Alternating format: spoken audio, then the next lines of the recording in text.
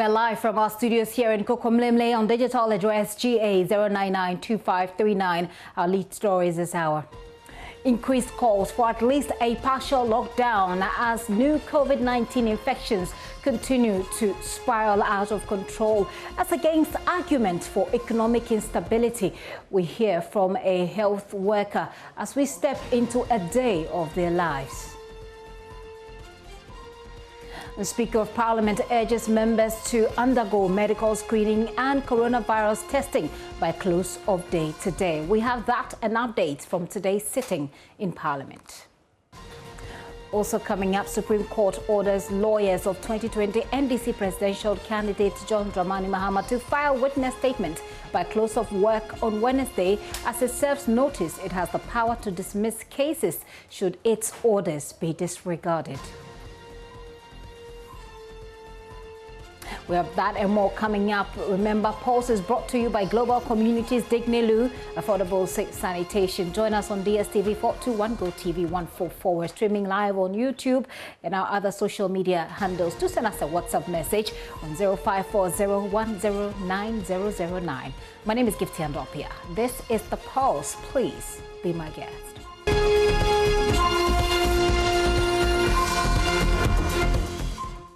You're welcome to the stories. I'll take you through the details now. The death toll of a road accident this dawn on the NASIA bridge in Walewale in the northeast region has gone up to 10. Health personnel treating the injured have confirmed. The accident involved a commercial vehicle with registration number GT 763919, loaded with 45 passengers that was traveling from Kumasi to Boko. There is more in this report. Still not clear what caused the accident, but while some passengers are accusing the driver of sleep driving, the driver insists he was crossed by a herd of roaming cattle. All of a sudden, I saw a cattle crossing the road, and I applied the bridge and lost control, and the vehicle ran into the bridge.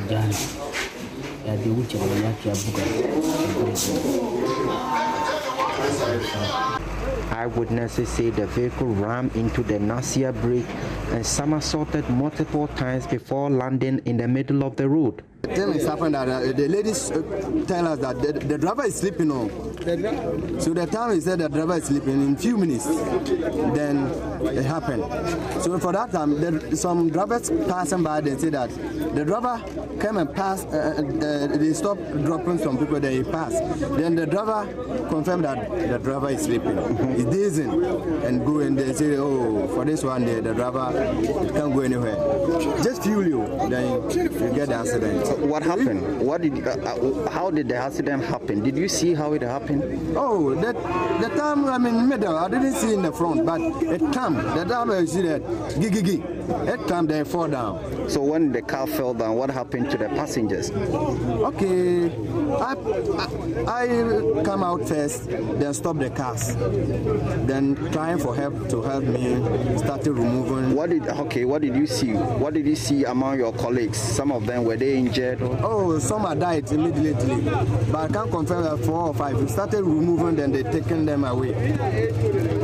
Removing them away inside the car, then they taken away. Some collapsed. So you can't confirm that they collapsed or they died. But some died immediately here for me to see them. At the scene, security and fire service personnel conducting rescue operation were struggling to clear the destroyed vehicle from the road.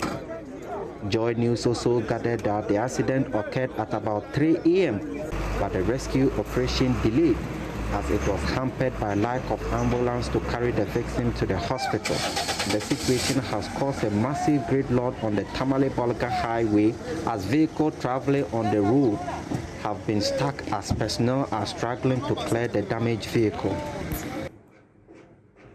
Some of the passengers traveling on the road spoke to JoyNews. From the Upper East region and I'm traveling to Tamale. That's the northern region. I'm having a case at the court, so I'm supposed to be in the court around 10 a.m. And as of now, an accident has occurred here and we are standing here. We have been standing here for about 30 minutes now. but others have been standing here for long. Where? From Bolga, we're going to Tamale. We came and we heard that there's an accident at the bridge over there.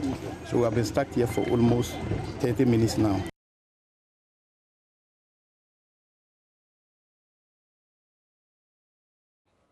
Eliasu Tanko filed that report. He's joining us right now for updates. Hello, Eliasu.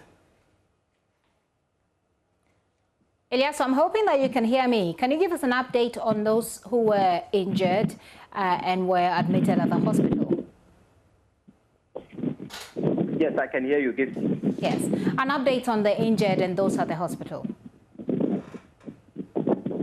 Sorry? An update on the injured and those who are at the hospital. Looks like Elias is having a hard time hearing me. If you're just joining in, this accident happened in NASIA in Wali Wali in the northeast region. What we're learning is that the death toll, which earlier this morning was about between 3 and 5, has now soared up to 10. Eliasu has been speaking to some of those on the bus at the time the accident occurred, and they've been telling him what they saw or what they think happened. We're yet to get more details on their welfare, especially those who were admitted in hospital. Eliasu, I'm hopeful that you hear me now. Give us an update on those who have been admitted at the hospital.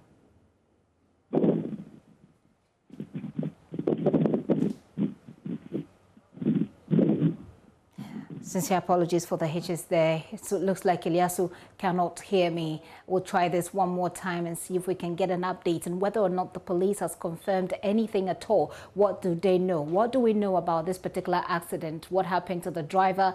What happened to the other people who were in the other vehicles as well?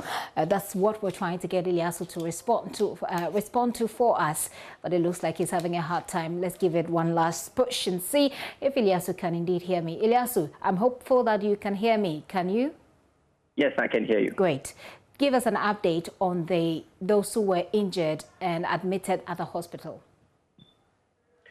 Well, before I left the hospital, there was one particular victim who they are prepared to transfer to the Tamale Teaching Hospital. I later learned that a couple of them were also later transferred to the Tamale Teaching Hospital. At the Wali Wali, we have 5 dead bodies currently in here. That's what authorities confirmed to me. And the head of the emergency ward also told me that there are 5 dead bodies also have been sent to the Tamale Teaching Hospital. So that's making about 10 people that have been confirmed dead in this particular tragic incident, Gifty. And also, has the police said anything about this accident? Not at all, but I saw a couple of police officers when I visited the scene. A couple of them were around. Later, I saw the commander himself came around. And as you know, we have personnel of the counter-terrorism also in the municipality. So I saw a couple of police officers there as well, but they have not commented on this particular incident. How rampant are accidents on this particular stretch, Eliasu? Well, there have been a lot of accidents on this particular stretch, actually, and we don't get to hear, not all of them that we get to hear.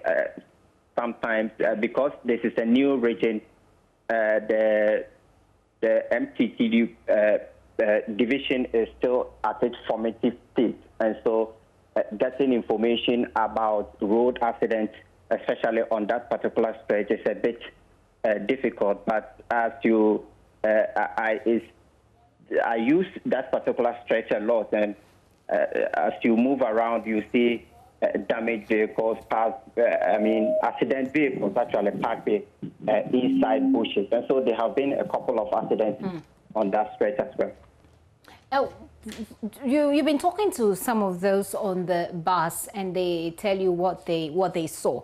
Was this only one vehicle that was involved in this accident? If not the others, what are the updates you can give us on them? Well, it's actually a bus that was traveling from Boko, from Kumasi to Boko.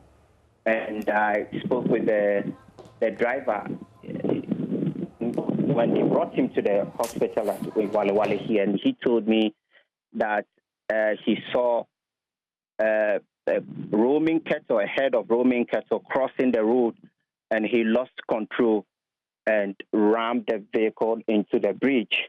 And then he said the vehicle somersaulted multiple times before landing on the road. And so when I spoke to some of the passengers who survived, and they discounted this particular claim, one person that spoke to me said, the driver was actually sleeping, and at a point in the journey, they have had to ask the driver to wake up to continue the journey. And so it wasn't true that it was, cattle that crossed him. And so that's the competing claims we are getting from the driver and the passengers as well. Elias, thank you. Later in the day, I'm sure we can come for another update on those who have been admitted, at least in the hospital, to find out whether or not the extent of their injuries and whether or not there will be any future repercussions for that. Elias Tanko is our correspondent in the Northeast region, updating us on that accident that occurred earlier this dawn. Now, there's a passionate plea from frontline health workers who have lost patients to COVID-19 and seen many endure the excruciating pain of battling the disease. The health workers say they are getting overwhelmed by the rising cases of COVID-19. They tell JoyNews' Matilda Gavi that caring for COVID-19 patients require painstaking, difficult procedures which can subject the entire healthcare system to serious stress. It's a room of excited critical nurses at the East Hospital. 4 of them are getting ready to enter the ICU. Sewa Akutu is getting ready for the day's task. Inside the changing room, she is helped by other colleagues to don PPE. Wearing these protective things alone can take about 10 minutes. It's a careful, thorough process that largely saves the frontline workers from getting infected. Sewa heads for the high dependency unit. Being in this room is like hanging off a cliff. The fear of death, pain, and anxiety fill every inch of this room. There are 4 patients in dire need of help from Sewa and her colleagues. It is Sewa's turn for the 4 days, 12-hour shift. A shift that becomes strenuous when you are dealing with COVID-19. The more critically ill the patient is, the closer nurses cooperate with doctors in providing life support treatments. Yeah, what we do is most of them, we manage their symptoms as they come. Some of them come with a low oxygen level, some come as low as 64%, at the one that I showed you. So we put them on oxygen, we give them high flow oxygen, we try to build them up, and some of them to manage their symptoms. Some come with comorbidities like diabetes and other things, so we try to manage those conditions as well. So it's a whole kind of thing. It's not just one specific thing, yeah. Sewa moves from one patient to the other, checking monitors. Occasionally, she speaks to the patients who only nod or give thumbs up as response, since they are all on ventilators.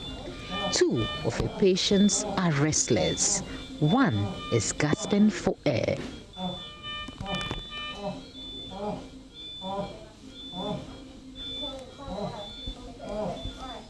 Another nurse reaches out to one of the patients and carefully adjusts the pillows, while 2 other nurses make a dash for the oxygen cylinders.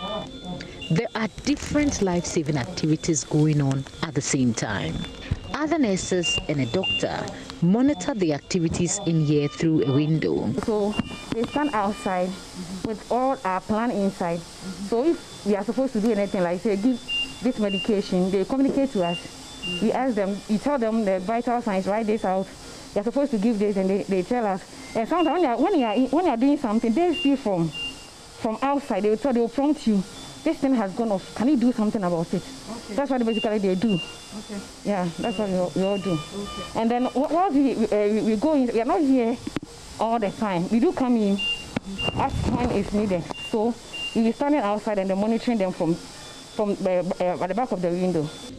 The nurses leave nothing to chance, as one of them for close to 20 minutes holds an oxygen mask to the face of a patient while the oxygen is being fixed. What are you doing? It's an oxygen, and then the system has gone down. Okay. So I'm just maintaining it, the level, so that he can take it.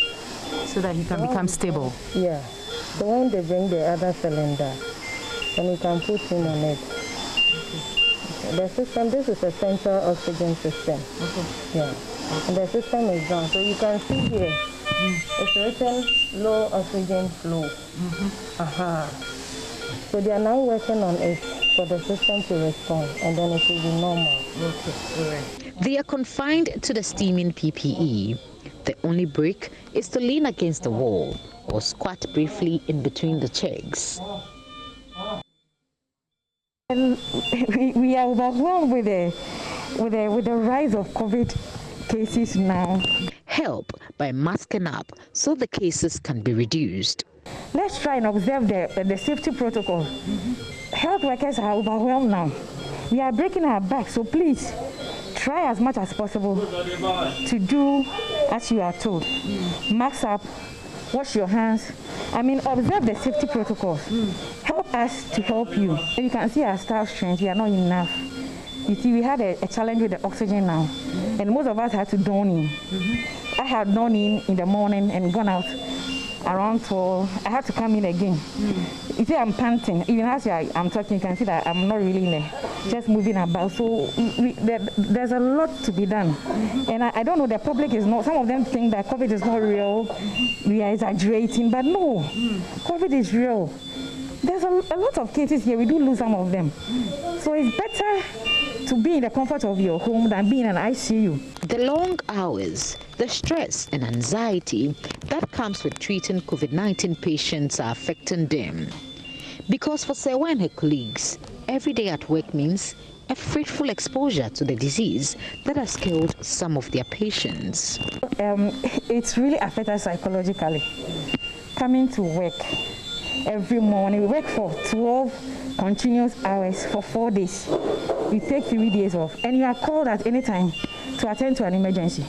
Being a critical care nurse, you are called at any time to attend to emergencies. And so for us coming to work 12 hours, leave your family at home and come and work, and sometimes when you come, you nurse a patient, the next morning you come and the patient is no more there. It's like you've done a lot to save a life, but then the life is gone. So we are really going through a lot emotionally. We are breaking our backs. It's really affecting us a lot. For a medic who combines administrative and clinical works like Dr. Joe Mensah, the past 2 weeks haven't been easy for his family. Well, it's been difficult, not just for me, but for my colleagues as well. We're running longer shifts. We're running more days because of the numbers we're seeing. And for my family, I understand it's been difficult. My wife, my kids. Unfortunately, I couldn't even take my kid to school when he reopened. Because I've spent the past 2 weeks, I've practically been here every day. And for some of my colleagues, it's been the same story. We are pushed to the wall, but then we need to offer the services to our clients. So we're doing this for God, we're doing this for country and for our patients. Psychologically, is it having a toll on you? Yes, it's been stressful. It's been stressful. I have an appointment actually with my clinical psychologist. I should have had it yesterday. Hopefully I'll have it today because it's been stressful. Wow. She thought I should come see her for a session. And it's important that the public know that COVID is real. A lot of people still do not believe there's COVID until it comes right to your doorstep. It affects a relative. But then do not wait to that point when we unfortunately lose a family member. COVID is real. For corporate organizations who have been supporting us, yes, we need some PPEs, but we also need some toiletries to support the patients we see, food items, etc. are all welcome. So if you have any support for the fight against COVID, we are always welcome. The infectious disease center is also open And for both facilities, we're doing our best in the fight against COVID. Come and support us. Come on board. Sure. The Ghana Registered Nurses and Midwives Association recently reported that 4 nurses have lost their lives since the pandemic broke. 840 have also been infected. The nurses are calling for insurance packages for those infected. They also want government to reinstate the incentive packages for nurses, as some of them are yet to receive the 50% allowance announced by government since the onset of the pandemic. For Joy News, Matilda Gavi, Ga East Hospital. Well, you certainly don't want to be a number. You don't want to be a part of that statistics. Do send us a thought, by the way. And the number is 0540109009. In the meantime, an immunologist at the University of Ghana and a research fellow at the West African Center for Cell Biology of Infectious Pathogens says COVID and malaria have a common symptom, and therefore one may mistake one for the other. According to him, malaria tests are easy to come by, so people should first do that before proceeding to test for COVID-19. That if the malaria result comes out negative. He also advises that even if a person tests positive for malaria, one must treat it first and later decide to do a COVID test if not clear in mind. Well, it appears that we have much more transmission of COVID at the moment. The numbers are, as everybody can tell, the numbers are rising significantly. And there's a lot of overlap between the symptoms of malaria and the symptoms of COVID, fever, headache, joint ache. Those are all things that are characteristic of febrile illnesses. Now, COVID and malaria obviously are caused by 2 very different pathogens, but on the surface, especially in the beginning, some of the symptoms would overlap. And in Ghana, up until COVID, if you ever had fever, the assumption straight away was perhaps you had malaria, and that was sort of the first thing that doctors would look for. The good thing is, it's very easy to test for malaria in Ghana. We have a rapid diagnostic test that I'm sure we've all done at the clinic. You can even do it at the pharmacy. And so it should be quite easy to eliminate malaria or to confirm malaria in cases. So, of course, it is possible to be infected by both in unfortunate cases where you probably have malaria as well as COVID. But I think that the normal practice is to eliminate something like malaria, and then the next step should be then to do a COVID test. The hope is that everybody who requires a COVID test can have access to one. Of course, currently the practice in Ghana is to, at least public institutions are only testing people who are symptomatic. So if you don't have symptoms of COVID, or at least symptoms that are, associated with COVID, then it's much more difficult to get tested. And I think many of us have been talking about the asymptomatic burden. So Dr. Yabediako, in that sense, if I test positive for malaria, should I insist on a COVID-19 test at the same time? Not necessarily. I wouldn't say so. If you test positive for malaria, then that would be what you should be treated for. But of course, there are certain symptoms that are unique to COVID. So malaria doesn't really cause upper respiratory tract symptoms. So cough, sniveling, sore throat, those are not symptoms of malaria. So if you went in and you have sort of these flu-like symptoms, and you happen to test for malaria and you are positive for malaria, at that point, I would say, yes, you should probably request that you get a test for COVID because you have certain symptoms that are not associated with malaria. But if all you have is a headache, fever, joint ache, and you do a test and it comes positive for malaria, then I think the first thing would be to take the malaria treatment and see what happens. Ideally, like I said, in this day and age, it would be great if you could get a COVID test as well. That's what I would probably recommend. The challenge is the Ghana Health Service recommendations currently for people to get public access to testing. You have to, a doctor has to have reason to believe that you might have COVID. Of course, if you can afford it, I would say go to a private clinic and get yourself a COVID test just to be on the safe side. But publicly, if you are waiting for the Ghana government to pay for it, you're probably going to have to justify by having some upper respiratory tract symptoms in addition, given that they would probably say that the fever symptoms are more likely due to the malaria that you've been diagnosed with. So, What do you do to keep safe? Dr. Rada Hackman has been giving some tips on how to stay healthy and to minimize the threat to COVID infections. Outdoors is a great place to be. Fresh air. You know, a lot of us work in offices, in air-conditioned offices with the windows closed. I think you're more at risk in an environment like that. If you can keep your windows open, get ventilation, I think that should help, you know, protect you. Exercise, vegetables, fruits, all these things boost your immunity. A good night's sleep, avoiding stress, yes. And by by fruits, you know what fruits are we're talking about. And don't just stick to one fruit. An orange looks completely different from a pawpaw. So you're getting something from a pawpaw you're not getting from an orange. So a variety of fruits. There are lots of local fresh fruits, local fresh vegetables. Your diet should be balanced. And these form, you know, a very important part of should form an important part of everybody's diet. Drinking lots of water, staying hydrated. These are things that, you know, are very important and help to boost your immunity. Because at the end of the day, there really is no cure for COVID. It's your body that fights the disease. So your immune system has been tip-top shape to be able to prevent yourself getting it. And if you do get it, to fight it. To fight right. it. Yes. You know, people they invite you to a function and they say things like, all COVID protocols observed. Strictly, they add these days. Strictly. And what it usually means is you walk into the function, you wash your hands, you know, use sanitizer. But then once you get in there, you're offered a drink.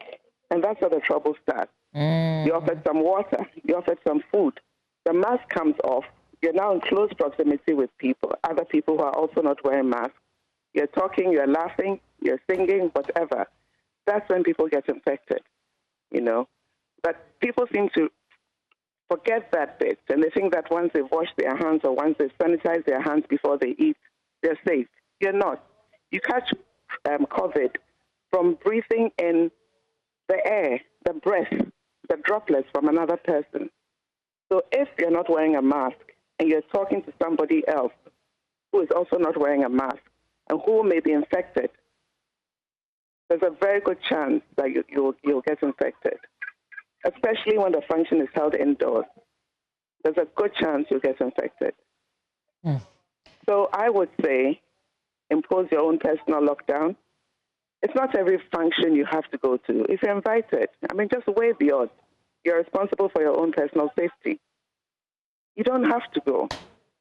Or if you go and it's time to eat, you can move away in a very safe distance from everybody else. Eat, put your mask on, and then come right back. But sitting together with a group of people who are not wearing masks, eating, drinking, nah, it's a no-no.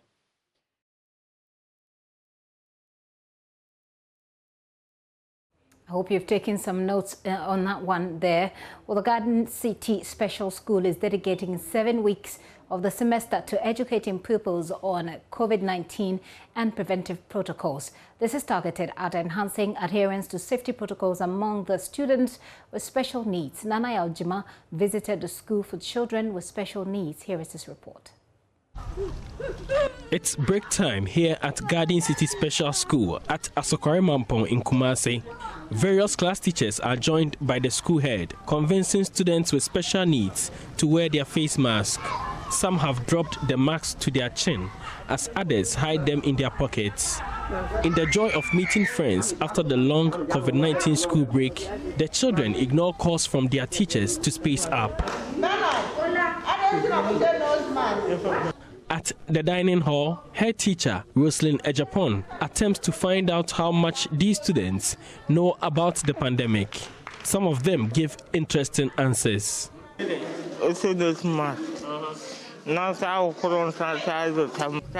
have to wear the nose masks, wash our hands and also sanitize our hands, and also stay distant. Enti oba school no udi sa nema we nyina so oye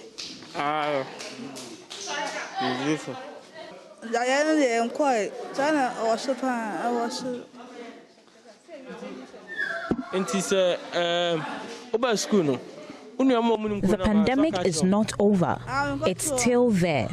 I tell my colleagues to keep a distance so they don't get the virus and die.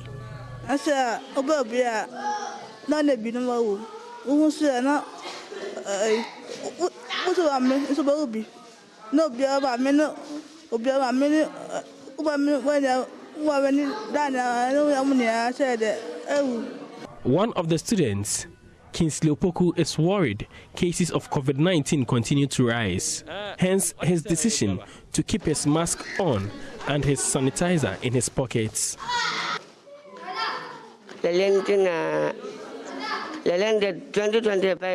The pandemic started in 2020 and it has stayed with us to date. It hasn't subsided.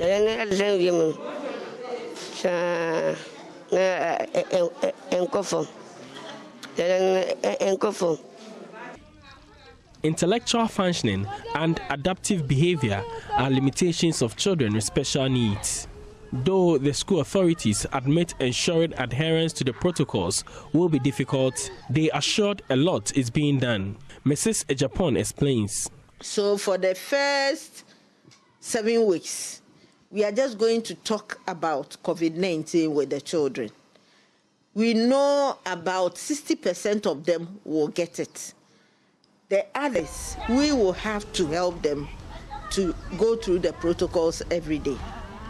And even the 60% that I am envisaging that they will get it, we need to supervise because they have short-term memory.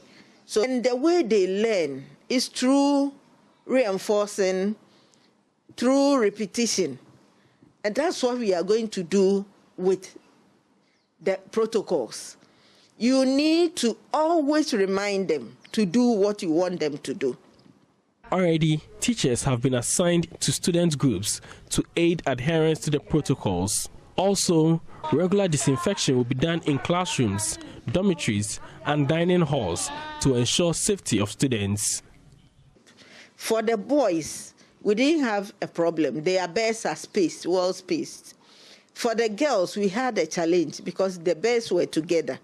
So we had to create a room and send all their clothes outside from the dormitories. So now we have big spaces for them in the dormitories, and the girls can also observe the social distancing. Now, when they come to the classrooms, the desks, in our classrooms, we are allowed to put mats on the floor for some to sit on. So those who do not want to sit on chairs, or those that we think can't distance themselves enough, we put them on the mat. Because for them, you'll be teaching and somebody will be sleeping. From Kumasi for JoyNews, Nana Ojima reporting. So, as we keep talking about this, there are calls for a lockdown. Others say there are severe, or there will be severe repercussions for the economy. Where do you stand? What do you think? Should we go, or should the country go on a lockdown, at least partially? Or should we continue to encourage people to socially distance so that we can avoid the infections spreading? Well, I want to hear from you, 0540109009. The Omahini of the Ogua traditional area of Sabari Makwesiata II on Tuesday morning embarked on a free distribution of face masks and sanitizers to residents. He says the spike in the cases is scary and he wants his people to comply with the COVID-19 protocols. Here is a report by our Central Regional Correspondent, Richard Kojonyako. That the people are immersed. Residents of Cape Coast were pleasantly surprised upon seeing the Omahen of the Ogua traditional area of Sabari Makwesiata II and the regional police commander DCOP Habiba Chumesi and her team on the principal street of Cape Coast distributing face masks and sanitizers. The distribution was interspersed with broadcasts on public address systems by the Omahen, urging his people to stick to the protocols as the cases surge. We all are aware of the dangers of the coronavirus, and people must be made aware that we can avoid the impact of this pandemic if we wear face masks, sanitizers, wash our hands under running water. And you can only let the people know by setting example.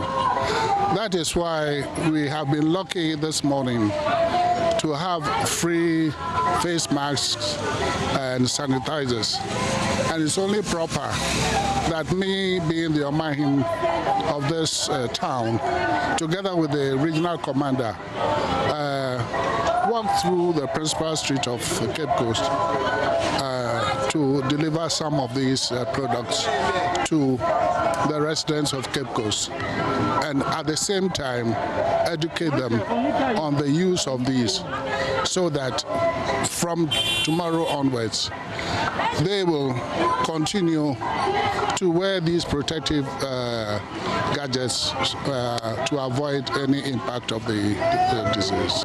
Central Regional Police Commander DCOP Habibachume Sisapo says the police needed to combine the law enforcement with education and sensitization on the protocols. So we did, in collaboration with Castle FM and the philanthropists, who donated the masks and the sanitizers, and we decided to share free of charge, to teach, to sensitize members of the public so that they wear it and protect themselves, their loved ones, and all of us.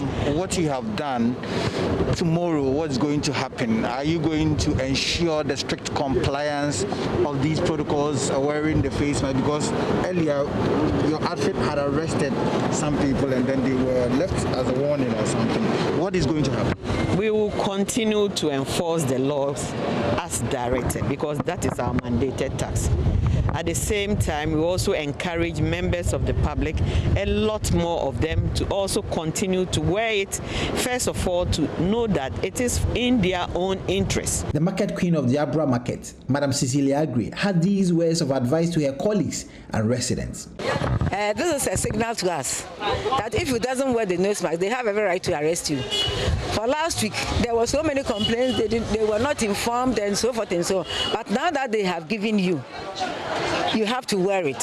So when they come and they see you not wearing it and they arrest you, I will not go there to plead for anybody. And I'm appealing to the market woman too, that everybody should wear his or her nose mask, because it is good for your own health, to protect you from the disease that is hanging around in the air. So this is the market queen of Abra, advising or admonishing her people that they should comply with the law. Earlier, when the people came to arrest them, they were not happy. She says that there were so many complaints because the people were complaining that they were not informed, they didn't have the mask. But now that they have been given the face mask by the police administration and the Omahine of the Ugwa traditional area, then the burden shifts to them to wear the face mask so that they would not be arrested.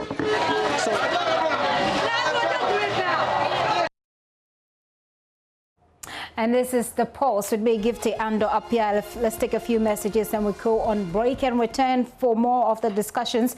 This one says, please, in my candid opinion, lockdown should be imposed and schools closed immediately. It seems we are waiting for the escalation before we go for lockdown.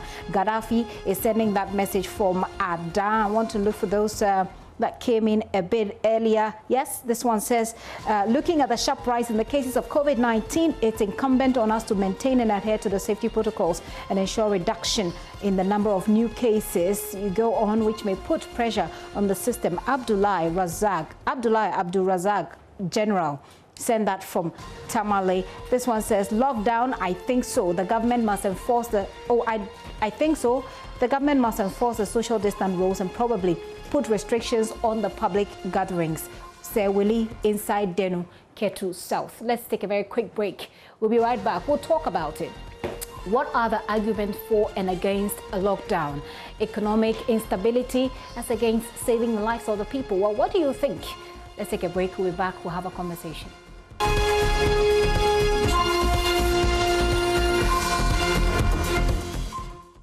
Yeah, welcome back to the show and many thanks for staying with us. This is still the Pulse with me, Gifty, and up here, maybe one or two of your messages and then we can go on with the rest of our story. This one says, I believe extensive education and enforcement of the protocol is needed instead of the lockdown. If the government is ready to provide, is the government ready to provide for the homeless? Distribution of food in the last lockdown turned partisan, something we should have a second look at again. This is from Stanley Akono in Sege.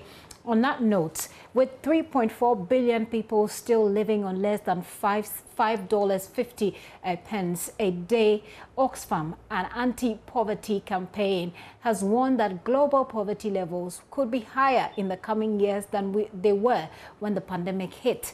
Oxfam says more people who narrowly escaped extreme poverty could be forced back into it by the emergence of COVID-19.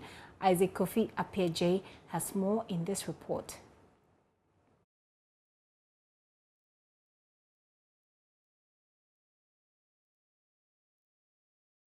The World Bank earlier in 2020 projected that up to 115 million people will be pushed into extreme poverty, leaving the world with nearly 730 million people poor. The new poor, according to the bank, will probably be more urban than the chronic rural poor, more engaged in informal services and manufacturing, and less in agriculture, and possibly live in congested urban settings and work in the sectors most affected by lockdowns and mobility restrictions. Oxfam, in their recent report on income inequality, says the world's 10 richest people, including the likes of Jeff Bezos, Elon Musk, Bill Gates, Mark Zuckerberg, and Warren Buffett, saw their fortunes increase by $500 billion since the crisis began, even though the global economy remains smaller than when the pandemic started a year ago. Meanwhile, Oxfam says that in the worst-case scenario, global poverty levels could be higher in the coming years than they were before the pandemic struck, with 3.4 billion people still living on less than $5.50 a day, and could take more than a decade for the world's poorest to recover their losses. Isaac Kofi Appiah's report for JoyNews.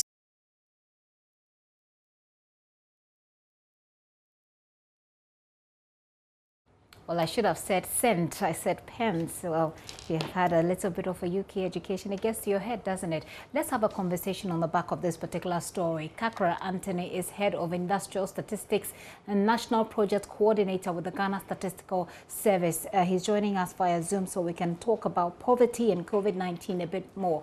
Mr. Kakra, thank you for your time and good afternoon. Mr. Kakra, do you hear me? It looks like you're muted. Can you unmute? Thank you. Good afternoon. Good afternoon. So the name is Anthony Kraka, not Kakra. Oh, I'm sincerely sorry. Kraka, right? Kraka, which is K-R-A-K-A-H. That's it. Thank you. Yes. Thank you very much. So I understand that the Ghana Statistical Service has conducted a survey. How does the finding compare with the concerns that are being raised by Oxfam? All right. Can you repeat the concerns of Oxfam? So essentially, there was a report. There was a report that we just played, and Oxfam is saying that, and I'm sure that you know about Oxfam. You know, they're anti-poverty campaigners. The concern Oxfam is raising is that looking at COVID-19 and its impact, we're likely to have higher poverty levels after, well, if the pandemic is, when the pandemic is over, than we had before the pandemic hit. I want to find out what your findings are saying about poverty levels and how it sort of compares to what Oxfam is saying. Thank you very much, and good afternoon to your listeners.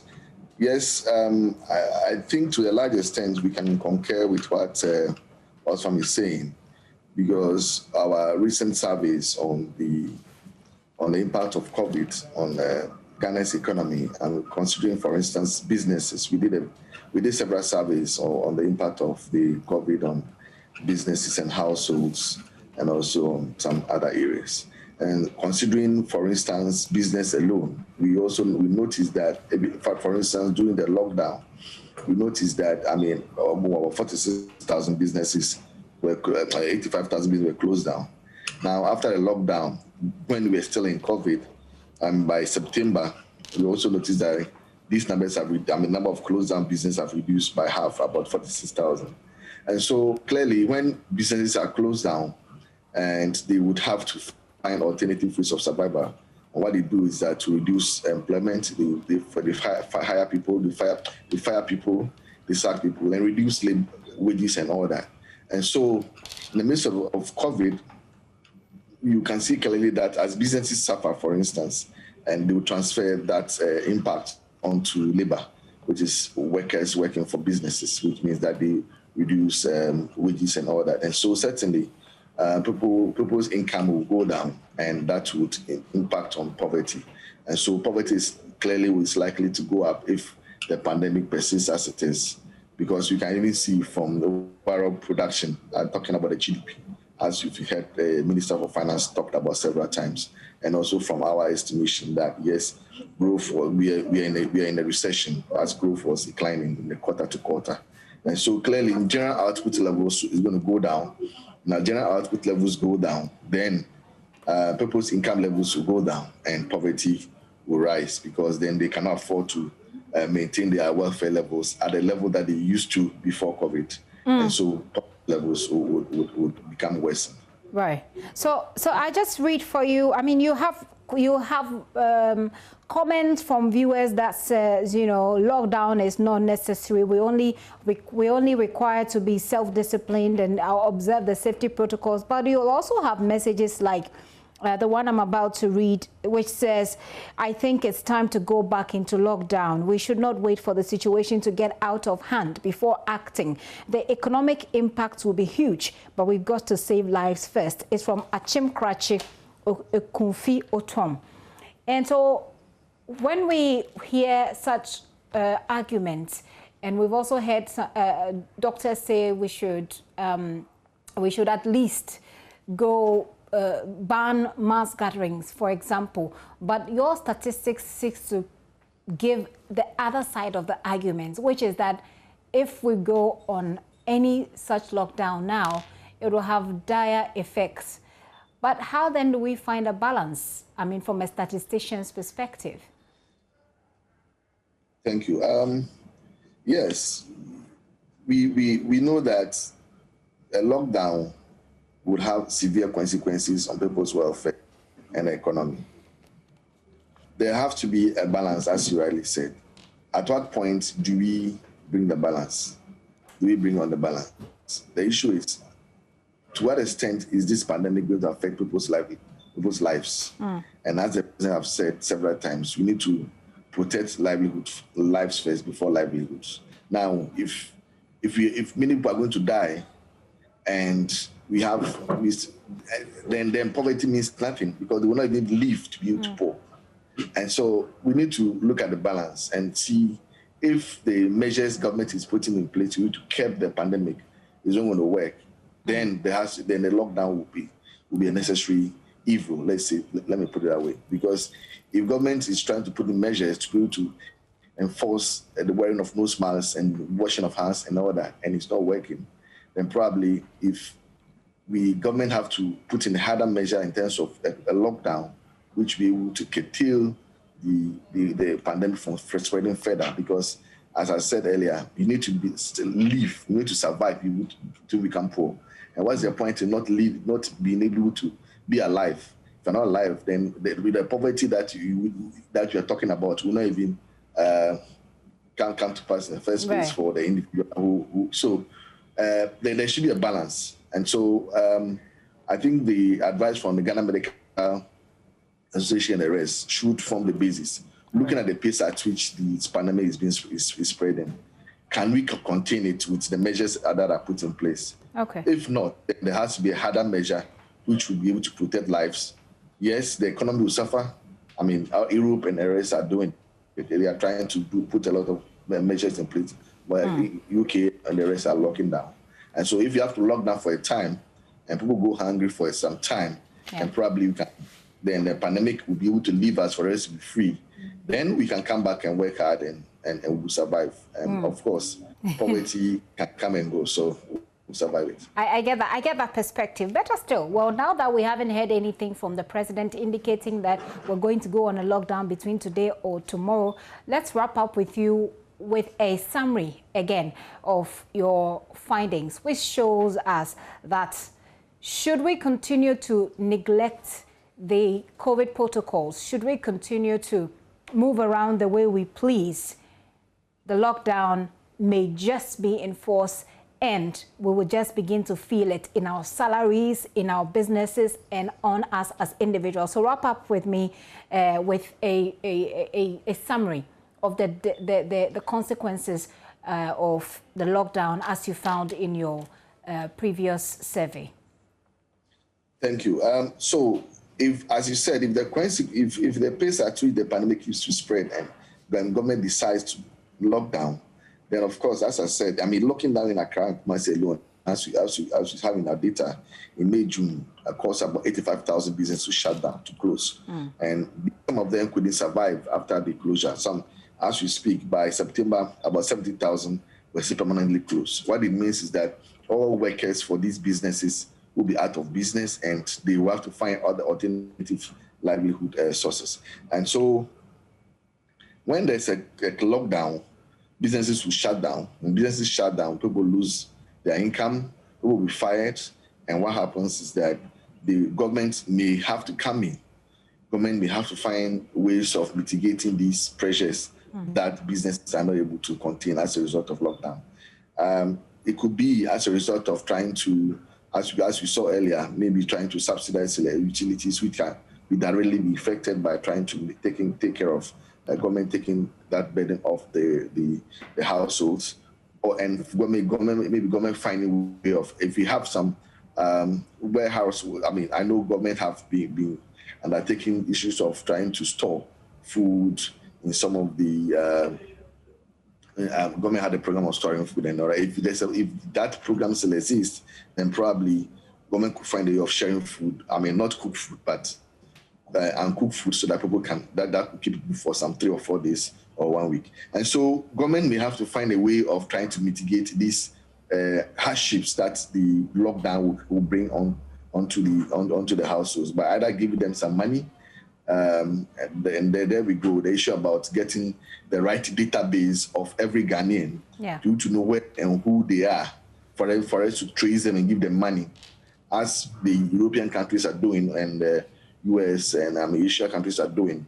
We do not have that database, very good database on every individual, and we are working towards that goal, but we are not there yet. If we had a database, the government can do a targeted policy implementation where they will target those that are hardly hit by the lockdown and probably give them some stipend to keep them afloat. Yeah. But be that as it may, I mean, if lockdown is imminent for us to be alive, then so shall it be, so that we'll be able to stay alive and then suffer the poverty issues and then come back and work hard and then probably gain our welfare. Well, hopefully between now and next week, things get better. We can only keep hoping that all of us will do the right things. Thank you very much, Anthony. Anthony Kraka is the head of industrial statistics, also the national coordinator for the Ghana Statistical Services. And they did some survey last year during the lockdown, and he has put together for us the impact of the lockdown on businesses, on salaries, on individuals. It's not going to be easy if another lockdown should be imposed. 85,000 businesses, as they said, closed down. And even as of September last year, there were 17,000 businesses that were still closed down.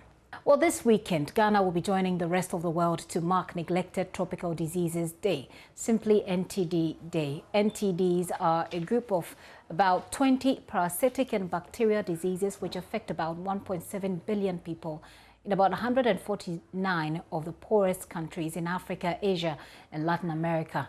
These diseases include trachoma, intestinal worms, river blindness, bilharzia, elephantiasis, leprosy, yaws, and many others. Most of these diseases do not kill, but then they produce unbearable effects. Ahead of the day, we discussed the celebration of the second World NTD Day, which falls on 30th January 2021. In the studio with me is Dr. Joseph Opari. He's the Deputy Program Manager for Neglected Tropical Diseases Program. First of all, he'll tell us about neglected tropical diseases. I've given you a few of the highlights, but let's take a look at what the current situation is in Ghana. Doc, you're welcome. Do tell us. Thank you very much. Do tell us the current situation when it comes to NTDs in Ghana. Right. As you rightly said, NTDs are a group of infectious diseases that threaten about 1.7 billion people living in the poorest and marginalized communities worldwide. In Ghana also we have NTDs. We have 14 NTDs in Ghana. Some of them, as probably you rightly mentioned, are Borrelia ulcer. We have lymphatic filariasis. We have onchocerciasis. We have leishmaniasis. We have leprosy. We have rabies, and so forth. There are 14 in all. Most of these conditions have been mapped already. When we say mapped, it's like we know where the conditions are, and we've been managing them. Maybe we can go a little bit into the management of these cases. How have we managed them so far? If you want to group them, or whichever way you manage them, can you share with us so we figure out how we're doing, if we're doing well? So basically we have two groups. Okay. The first one is managed by preventive chemotherapy, which means we do mass drug administration, whereby we go to the communities and we give the entire community medicines against the condition. Mostly we deal with schistosomiasis, we deal with onchocerciasis, lymphatic filariasis, caries, and so forth.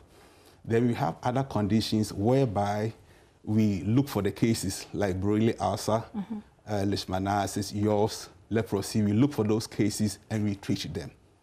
Yeah, so we manage case by case. So the two groups, one is, we manage one with preventive chemotherapy. We go and give mass drugs in the communities, and another group, we look for the cases and we treat them. So in this year, as we celebrate, World NTDs, what exactly is our focus as Ghana? Well, the theme for the celebration is face NTDs and end the neglect. It's like we want to create awareness about neglected tropical diseases. These disease conditions affect the poor. You see, people who lack the political voice, people who live in extreme poverty. So we want to create awareness that, to the entire population, that we have these conditions that we want everybody to buy in, come and support so that we fight against them. We get them eliminated in our communities. NTDs do not kill. That is one thing. But they affect the community members. And eventually some of them may be disfigured. And some of them may be disabled and so forth. So you want to get, and stigmatization is another area that many people with neglected tropical disease face so much. Because of that, it is difficult to show up in public and so forth. Example, people with lymphatic filariasis, they end up either getting... Which is elephantiasis? Elephantiasis, big legs, okay? Some of them even get hydroceles. Some of them get big penis and so forth, right? And when it happens that way, it's difficult for them to come in public, all right? So it's even difficult for them to go out there and seek help. Exactly. So what you're trying to do with this particular observation of World NTDs is to create awareness for people to reduce the stigmatization and for people to be bold enough to step out and seek help. Exactly. We also want partners to come in and buy into the program because the government cannot do it alone. We need partners to come in and support in diverse ways. Most of the medicines that we use are donated. For lymphatic filariasis, ivermectin donated, albendazole donated, schistosomiasis, praziquantel donated. We need to motivate the volunteers who distribute these medicines in the communities. And all of these demand a lot of money, and there should be all hands on deck so that we can deal away with these conditions. So what are there is there a list of programs that will be, doing as Ghana to observe this day? Yes, there are so many programs, and one is what we are facing now. It's like we are creating media awareness, right? And many of our colleagues will go on the various media platforms and advocate for that. We are also going to have public lectures on neglected tropical diseases on Friday. Although the day falls on a Saturday, on Friday there's going to be a big Durbar at Aliza Hotel. Wait, with the COVID-19? Well, we've managed to, we are going to put all the protocols in place, preventive protocols in place. That's if by then we don't already have a lockdown. We pray that it never happens, although some people are advocating for that. We pray that it never happens. We pray that everybody puts on their face masks and observe all the preventive protocols so that we wouldn't get there. That is our prayer. So let's finish with the programs you were telling us. So you're talking about the big Deba at Aliza Hotel. Okay. And with that one, we expect about 170 people, health workers, partners, community members to gather so that we create more awareness on neglected tropical diseases. Okay. Yeah. Well, are there any other details you want our viewers to know? Otherwise, we'll call it a day for now. Okay. Thank you so very much. Yeah, I wanted to say that neglected tropical diseases are also diseases of public health concern. Although they do not kill, they affect the poor in the communities, right? And at the end of it all, although at the early years of a person's life may not see the clinical signs and symptoms of the disease, at the end of it all, during the adult age, some of these conditions may appear. Okay. So my very first concern is whenever there's a mass drug administration against some of these disease conditions, we expect that the community members come on board and accept the medication, right? We also want to create more awareness in such a way that we get more partners to come and buy into the program. And we also urge the government to put a certain budget, in addition to all the good things the government is doing, add more money to support neglected tropical diseases. Okay. Basically, yeah. Well, if you haven't, I mean, every year we have this conversation, and the idea is to get people on board to help you understand that we may be dealing with HIV, we may be dealing with COVID-19, we may be dealing with malaria, etc. But there are also these tropical, neglected, as they call it, tropical diseases that are also impacting our people and impacting lives. So let's be on the lookout for that, and hopefully you've learned something and you will share it with your friends as well. But as they said, they're looking for partners and volunteers who will help with the process. Dr. Joseph Opare is the Deputy Program Manager, Neglected Tropical Diseases Program there. Doc, thank you very much for coming once again. Thank you for having me. You're still watching The Pulse with me, Gifty and Dopia. Another break. We'll be right back. Just stay with us.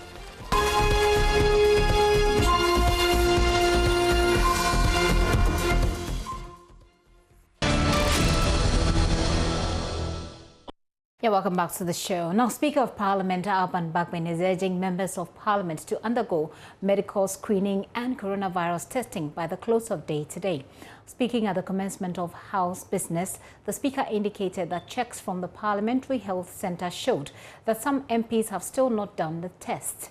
Members of Parliament were directed last week by the Speaker to undergo the medical screening as well as take a test for COVID-19. This is on the back of a surge in the country's coronavirus. More from Parliament.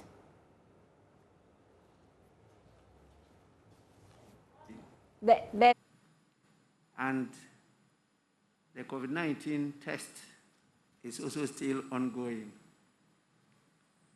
We arranged with the Noguchi Institute to use 3 days.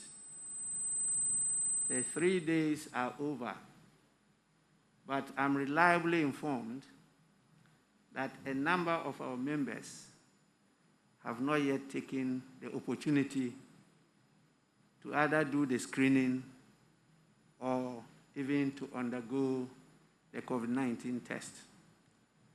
Honorable members, I will humbly urge that you all take this opportunity seriously and go through it by the end of today. The team is still at the Parliament Medical Center waiting for members to do so. And we're still in Parliament, where the House has postponed once again the debate on the motion moved by MP for Boko Central Mahama Yariga to request government to absorb the fees of students of public tertiary institutions for the 2020-2021 academic year. It's been postponed to Thursday. According to the Speaker, this is as a result of the ongoing funeral of the late President Jerry John Rawlings. This will not be the first time the House has deferred the debate on the motion, after the side raised a number of objections against the motion, all of which the Speaker overruled. I really got the sense from the leadership that because of the solemn nature of today, we should not debate the motion, but I may crave the indulgence of the House to read my ruling so that you can take it along. Tomorrow is the funeral, and we'll be caught up at the Independence Square. this is also a very urgent matter. And our students who are our children, our guardians, will not be happy with us continuously adjourning the motion. But the situation too is such that we can't continue with the motion. So I want to plead with them to bear with us, because a lot of work has been done on it. But just to read my ruling, so that on Thursday when we come back, we just go straight to debate and move the consequential resolution on the matter. Well, even before the Speaker made this determination, the mover of the motion, Mahama Yariga, indicated that postponing the debate will occasion more hardships for students and parents since the academic year was already running, and wanted the debate to commence immediately. If it is your pleasure, I stand ready to move the motion. Mr. Speaker, this motion has been withheld for a couple of sittings. You asked that I engage my colleagues on the other side who had issues with the rendition of the motion. We did discuss, and several amendments were made to the motion, and the current rendition, I presume, reflects both my own commitment and the views expressed by colleagues on the other side of the aisle. And so I stand ready to move the motion. But I've just got signal from leadership, Mr. Speaker, that in view of the funeral and other considerations, they want to propose that we take the motion on Thursday. But, Mr. Speaker, you recall that this is an urgent motion. The students are struggling across the country to pay their fees. If we wait until Thursday, many more students will be adversely affected. And so I will urge that we proceed to consider the motions and take a decision, Mr. Speaker. We're either voting for it or voting against it. Meanwhile, the Speaker also read his ruling, dismissing the objections that were raised against the motion and stating that the motion was properly moved and relevant. Leading to this motion is that its wording lacks clarity and does not reflect the true state of affairs. As public tertiary institutions, it is claimed, do not pay admission fees. Several members from the majority also argued that such a motion does not impose any course of action on the president based on the wording. Admission fees, as used in the context of the motion before this House, is a fee charged for admission to a public tertiary institution.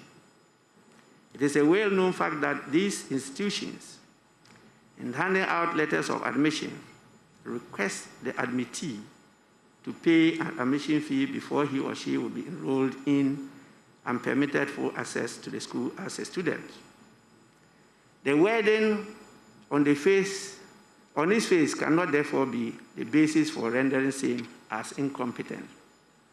Other terms were used like user fees and others, but as I drew earlier on, the phrase was not just admission fee, but admission fees, which is a general term covering other fees that are charged students.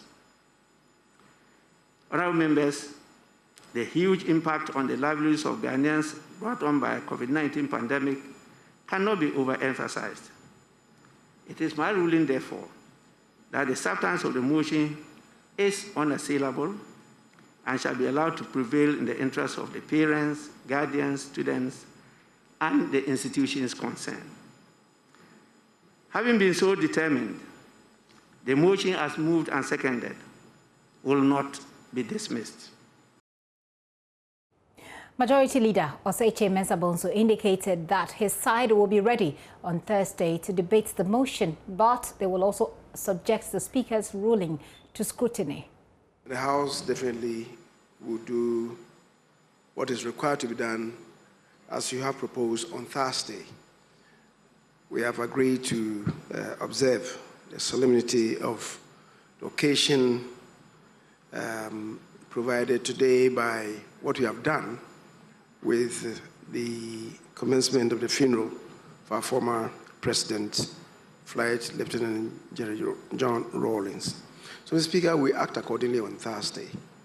And I believe that when we come to the debate, the guidance that you have offered to guide us may perhaps also have to come under some scrutiny. And we certainly scrutinize the guidance.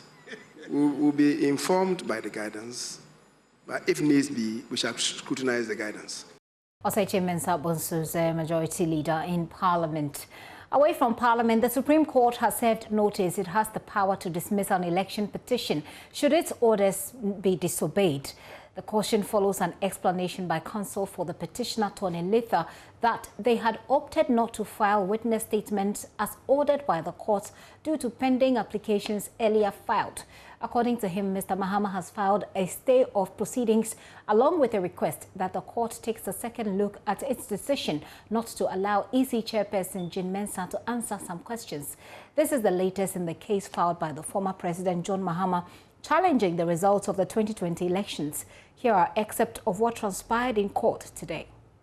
So hearing commenced first with the Justice of the Supreme Court asking whether its orders to the lawyers in the case had been complied with. Mr. Letha informed the court that his side had failed to file the witness statement, and this was an issue of concern to the panel.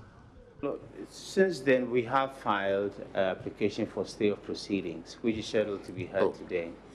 So our understanding of application for stay of proceedings is that you don't file the processes ordered by the court because you have filed an application for stay of proceedings. My Lord, in fact, the application is actually intended to hold matters. That's our understanding. Pending the... I beg your pardon, my Lord. Then you don't even have to sit. My Lord, I didn't That is what your understanding of the stay of proceedings. Then you don't even have to sit as a court. The Supreme Court is a very busy place. The Supreme Court is not a forum for organized, rehearsed, and choreographed theatricals or melodrama. It's a place for real, hard, and serious legal work. It's not for flurry of literature, long prose, and rather dull English, devoid of any legal merit. I want to advise my colleagues on the other side that if it ain't broken, don't attempt to fix it. We are ready for them on Thursday. The language that he employed this morning is unacceptable in describing the actions of petitioners' lawyers as theatricals, in describing us as persons who intend to be intransigent and disobedient to the orders of the court. I am sure that Frank Davis knows, Mr. Frank Davis knows, that all the applications that we have brought are within the framework of the law. The court, after recess, did announce that it reserves the right to dismiss the petition should its orders not be complied with, as it gave some further directives as to how the case should proceed. Petitioner is again directed to file his witness statement on the matters raised in his petition and other pleadings, and his response to the preliminary objections by close of the day on Wednesday, the 27th of January 2021, failing which this court will proceed to invoke the sanctions imposed on this court by the rules of court. The petition is thus adjourned to Thursday, the 28th of January 2021 for hearing. So hearing of the case continues on January 28th, and there are a number of outstanding issues that needs to be dealt with. The first is a request that the court reviews its decision related to the interrogatories ruling. There is also the debate about the court dealing with the interrogatories request as soon as possible, among other matters that are all of importance to the petitioner and the respondents in this particular matter. Reporting for JoyNews from the Supreme Court, my name is Joseph Akable. A protracted strike by the Teachers and Educational Workers Union, TEU, could adversely impact environmental sanitation on the campus of the Kwame Nkrumah University of Science and Technology. Already, some waste bins are full and yet to be emptied as TEU intensifies the industrial action in demand for improved working conditions. My colleague Prince Appiah has been assessing the impact of the strike from the Ashanti region.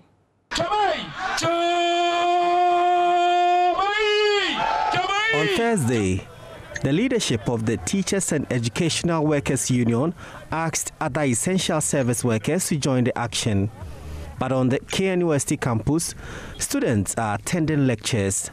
Teaching assistants, for instance, are helping with the implementation of safety protocols of checking students' temperature and sanitizing them before entering lecture halls.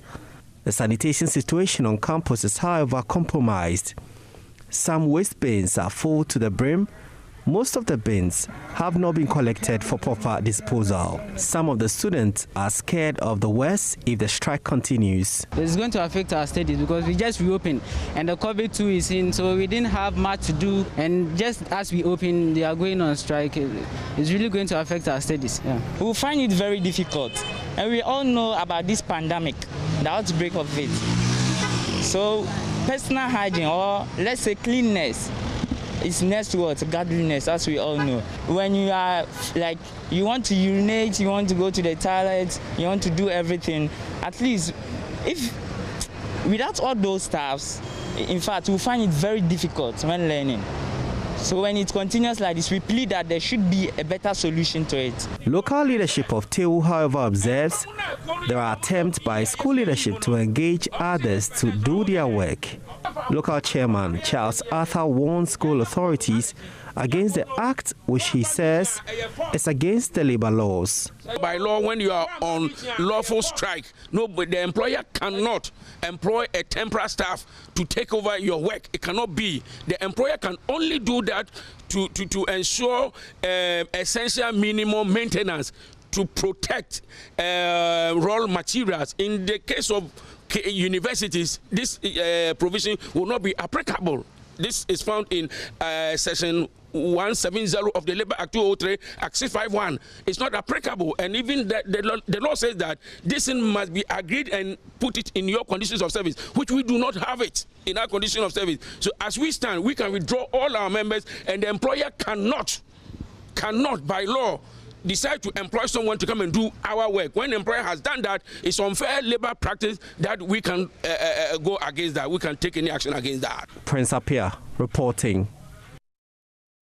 Still on the strike, members of the University of Ghana branch of TEU are continuing their defiance of a directive from the Mother Association to halt its strike after a meeting with the Ministry of Employment and Fair Wages and Salaries Commission.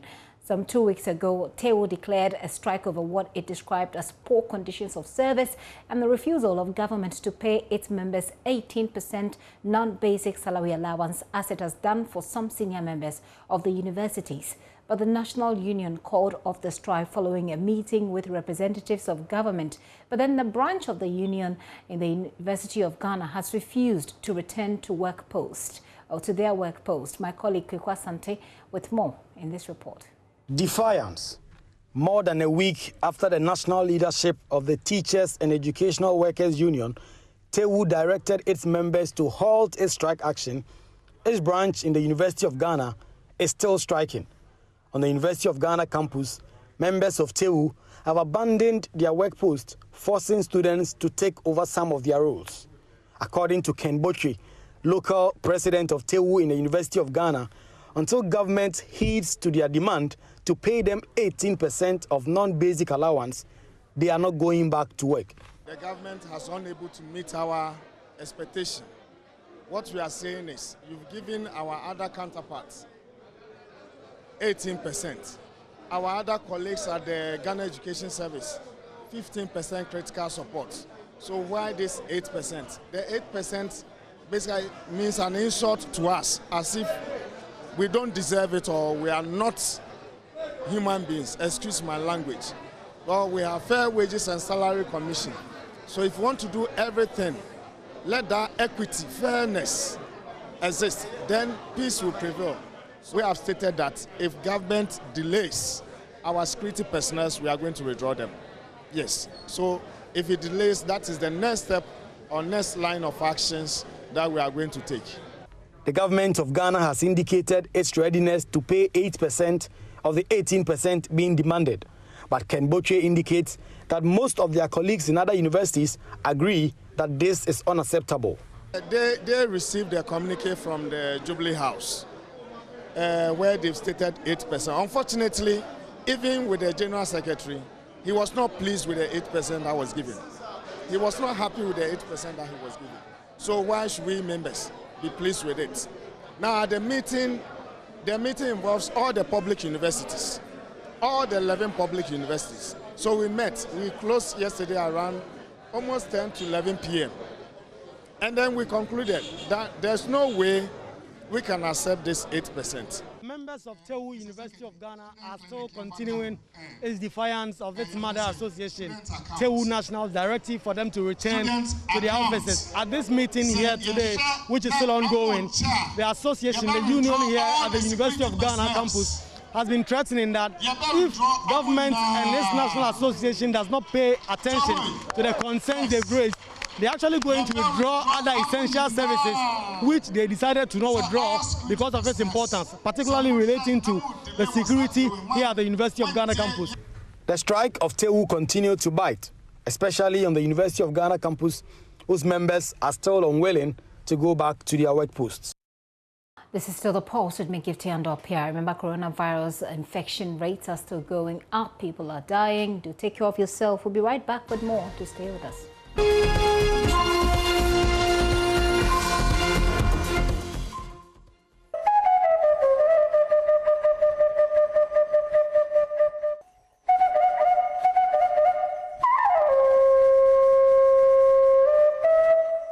Politically opposed but united in grief, as both the governing NPP and opposition NDC pay their last respects to late former President Jerry John Rawlings, whose mortal remains lay in state at the Accra International Conference Centre. President Akufo-Addo, his vice Dr. Mahmoud Bawumia, former President Mahama, current and former Speakers of Parliament, led a procession to commiserate with the bereaved while filing past the body. From both sides, they pledged to preserve his legacy by working together in the interest of the nation.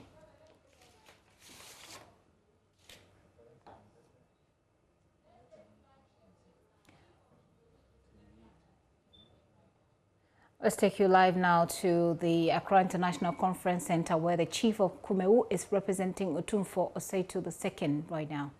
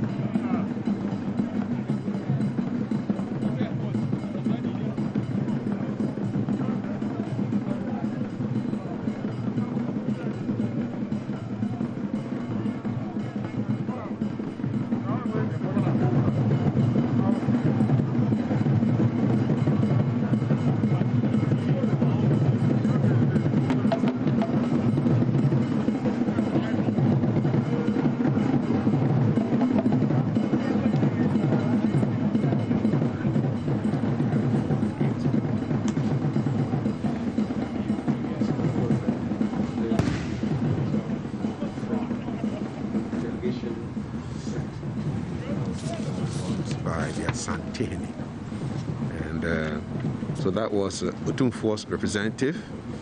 It's led by Berima Safo Chunipo.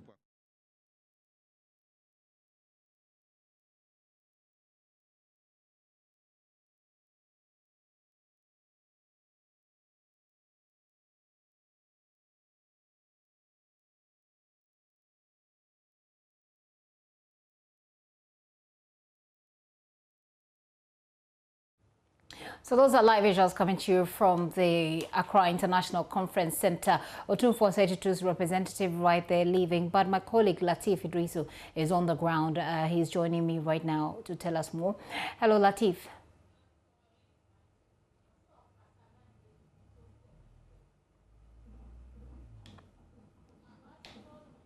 Latif, do give us some updates. We're seeing visuals of what is happening right now. We're seeing you as well. Tell us what is happening right now.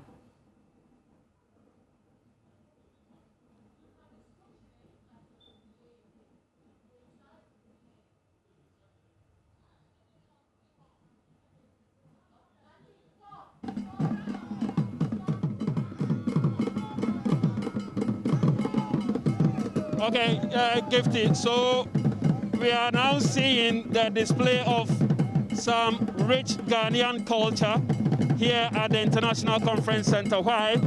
Because we just had the representative of the king of the Ashanti Kingdom, that is the Kumeu Hene, who came here to represent Osei Tutu II here at the Accra International Conference Center.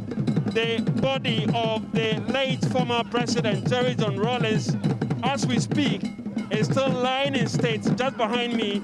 And we are having people from all walks of life having the opportunity to file past the body of the late soldier.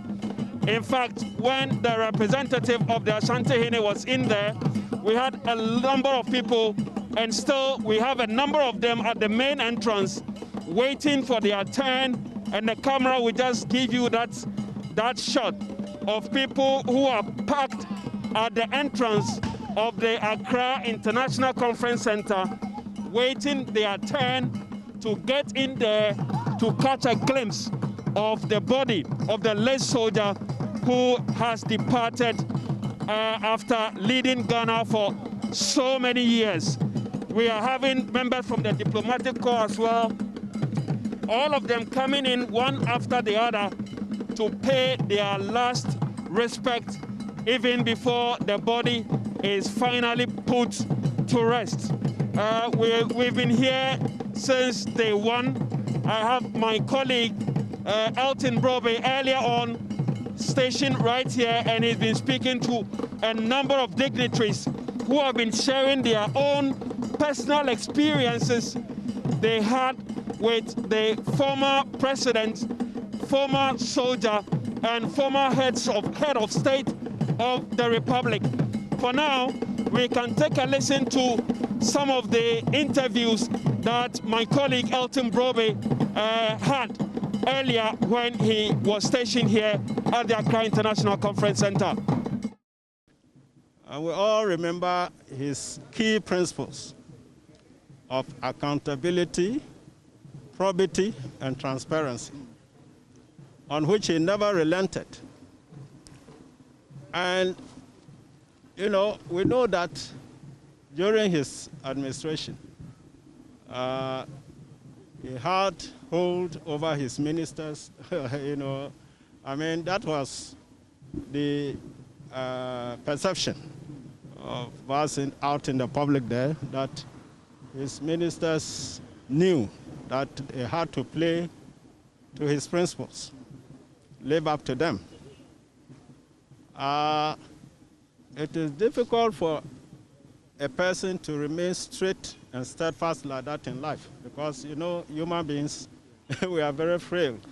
And with so many competing forces and influences and maneuvers, it's not easy to stay straight on course as he did.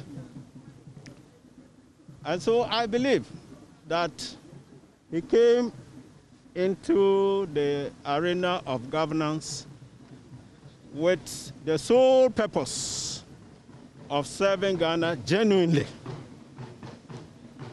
and to the best of his ability throughout his life. So we all know how Ghana was before he came onto the scene, particularly from June 4th, it was a short-lived period. But the 31st December period saw that he reconstructed this country. I remember Ghana was like a ghost country in terms of the acute lack of practically everything that can sustain life, let alone to talk of comfort. I personally remember that in the Upper East region, a cousin of mine visited from Nigeria. He laughed at my toothpaste. It had just 1 or 2 bristles left on it. You couldn't, toothbrush. You couldn't get it to buy. Soap, rub, blade, all these.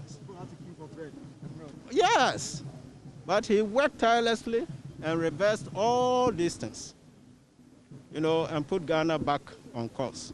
Petrol shortage and all that kind of thing, So his legacy is undeniable. I cannot help but take my mind back to the era before Rawlings. I remember very well, it's vivid on my mind, the hardships that we were going through as Ghanaians, the economic hardships, the difficulties about transportation, when we have to walk long distances, when what we call essential commodities were nowhere to be found, where parents couldn't pay school fees, the agitation in our society. And then we went to church praying that God should give us a deliver. So when on that fateful morning, the voice of Rawlings was heard, Ghanaians believed that he was God's saint. And since he came on the scene, he changed things. You understand? He spoke, touching our hearts, the need for us to be nationalistic, that we should put our shoulder to the wheel and work for what we want, and that we should crave for and work for social justice, probity and accountability, that whatever opportunity we have, we must use it to serve the people. Like 5 Lieutenant Rawlings should be laid in state for a state funeral is something that I still cannot believe. It happened so suddenly, and we're all shocked by his passing. Ghana has lost a great leader. Africa has lost a great leader. That's all I will say for now. Yes, politically, we are for the same country, we are for the country. His contribution was great. We are all aspiring to make similar contributions so that this country can be the shining star of Africa. He's always been what you call an epitome of courage, an epitome of forthrightness. He believes, he has convictions, and he lives by those convictions. Some of them may not be pleasant, some of them may not be what people may like, but that is his conviction, and he stands by those convictions. And all I can say is that all of us need to learn to have convictions and stand by those convictions, regardless of the circumstances we find ourselves. Many people may not understand him, and I think that if I'll take his legacy in one direction, one aspect, he has brought Ghana this far as a peaceful country, and then as a respected country in the international community.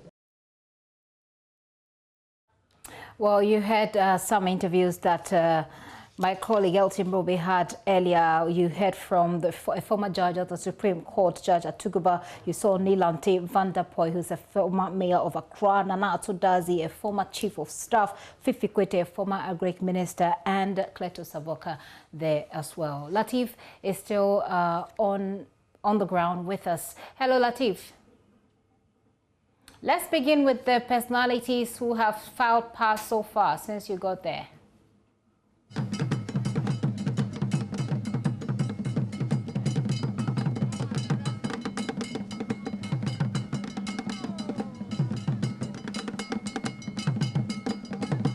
Okay, Gifty. So you are asking about the personalities who have been here to also file past the body of the late president and the late soldier. Today, this morning, was reserved for the top notch. And I'm talking about President Akufo-Addo, former President John Adjekum Kufuor, former President John Dramani Mahama, and his wife, the Vice President Dr. Mahmoud Bawumia. All of them came in here this morning to also come and file past and pay their last respect for the former and now late soldier. So now that has passed, and we are now having other members of the public also coming in their numbers.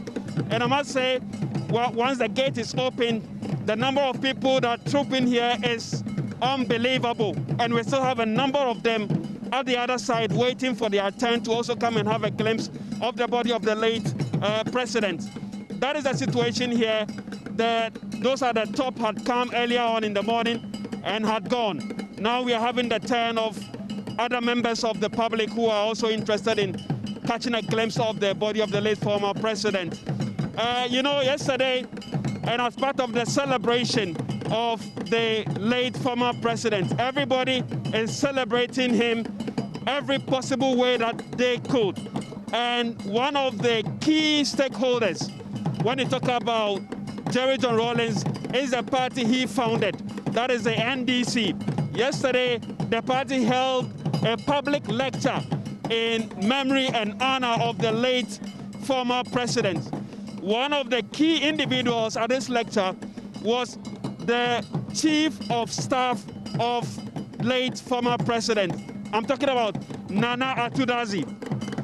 Now, when you speak with all close associates of the former president, one of the questions that naturally comes out is your fondest memory with the late president. So I put this question to Nana Atudazi, and he gave an intriguing response. He tells me that his fondest memory with the late former president is his quote, "day of shame." We can take a listen to Nana Atudazi in this interview we had yesterday. The Jerry Rawlings succeeded largely on account of his faith in the people of this country. He toured the whole country. He went to every village, you know, and the people simply revered him. They loved him because he lived their life. He pounded fufu on the line.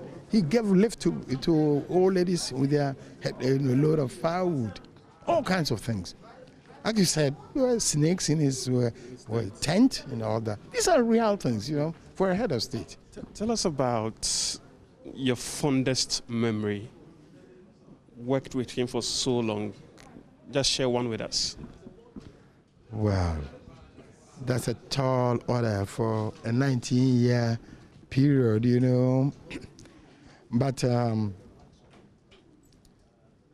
I think I'll give you one. My fondest memory really happens to be my personal day of shame. Well, that's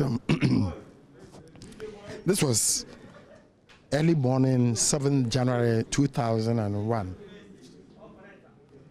And I'd gone to him. We were parting ways. I was going to go.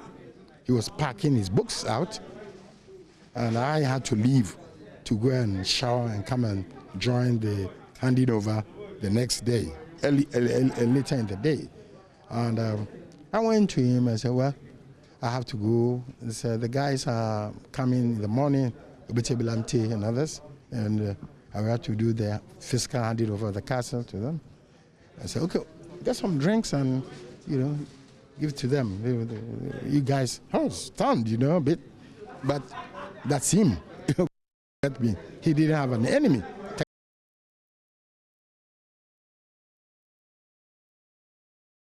That's an interview that Lateef Idrisa had with Nana Atudazi, former chief of staff. Well, let's go to Lateef again. Well, what about the ordinary people? the masses, those who voted for Mr. Rawlings, some of whom have also been trooping in to pay their last respect. Latif again. Of the late soldier. We want to wrap up by speaking with one of the individuals who has also come here to pay his last respect. And we just want to find out quickly, you give us your name, Doc. I'm Dr. Ignatius Awinibuno. So, Doc, tell us your personal encounter with the late soldier. My first encounter with our late president, Jerry John Rawlings, was when he came up to Tamale. That time we were in school in 1992 at St. Charles Secondary School. He came to Tamale and we had the opportunity to go around him. In fact, our initial perception about him in terms of his approach to things, his charisma and all that, made all of us to initially fear him. But when we came around him as young guys, as teenagers, we were so comfortable around him. We had the opportunity to just give him a handshake, and it changed the whole of my perception about him. My father was also a very good supporter of him, and therefore the stories he told me about him made me to get myself endeared to him. With the little I've heard about him and some of the things he said about the issues of probity, accountability, and his love for the downtrodden, his desire to fight for people who are underprivileged, endeared my whole heart. And my whole heart went out for him when he gave out that donation to set up the University for Development Studies, of which I'm a proud graduate of. The whole day I never felt comfortable until I came here. Now my soul is at rest. I am happy I was able to give him a last bow before they take him off. You have closure now. Yes, excuse me? You have closure now. Oh yes, certainly. I am at rest. I left home about 30 minutes ago telling my children I was coming here.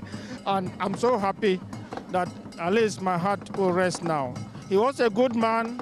He was a great leader. He was a man who was actually a human being. In the local parlance, if you say somebody is a human being, it's somebody who is humane, somebody who is kind, somebody who fights for the downtrodden. And I think may God the Almighty, through his mercy, give him a peaceful rest. Amen. Thank you very much, Doc.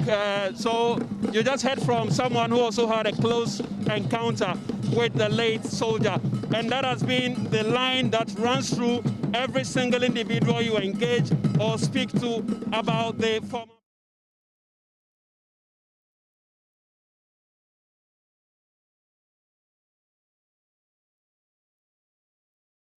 Latif Idrisu there, we lost him at the end of it, but you've heard most of that part of that conversation. Before we wrap up, let's listen to Archbishop of Cape Coast, Archbishop Palmer Buckle, who also shared his fond memories with us on Sunday.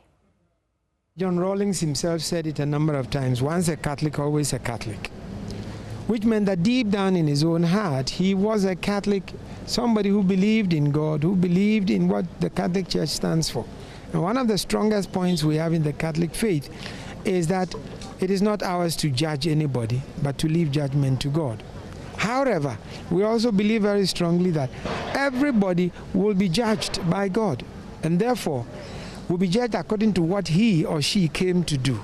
And we believe, number three, that we have the opportunity to also pray to God for his forgiveness and mercy, if even whoever it was did not do perfectly well what he came to do, but at least did what he came to do.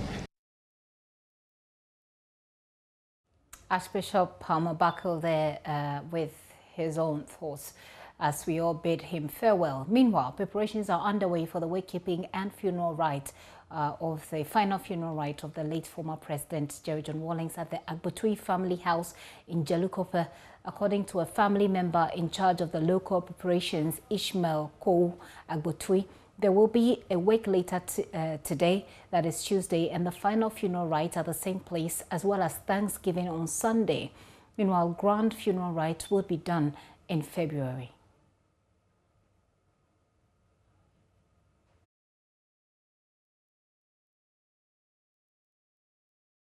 to what is happening with him. Maroku Madogbe. Yo, Maroku Omankore. Nkonye Augustine Koblavia Bojake. Akba Maroku Egba Minyaba Miafufu JJ Rollins Olomo Ale again Yole Onwawom. Like I feel la femme, nka tuju jojo la femme gba. Anta pe avant ye ku na jim le again. Aruba fia ha, aruba wana no jim sika fia ba mi ho mi chura akoma. Ta na nyeba nya tapa tutuma wala yo fia. Aruba fia katana si toto na no fia. Kaka ma poba runu ya ka matava na mo kaka e ma chiche wa blomba ela magba no shangwa la magba bona la ka ta agba ala ka ma ji ngba na no ji ga podomo aba ngo duko foto khodu wa akwe na no ji ga ka sha tromo ko to ni yaro va ona ro ji ga mi an poga. So he was trying to explain to us that God willing, elders of the family has promised them that, look, this is the family house, and as such, something will be happening. Some traditions will be performed in the family house. But to say or to actually tell us on a specific day on which that tradition will be going on, it is something that he is not privy to.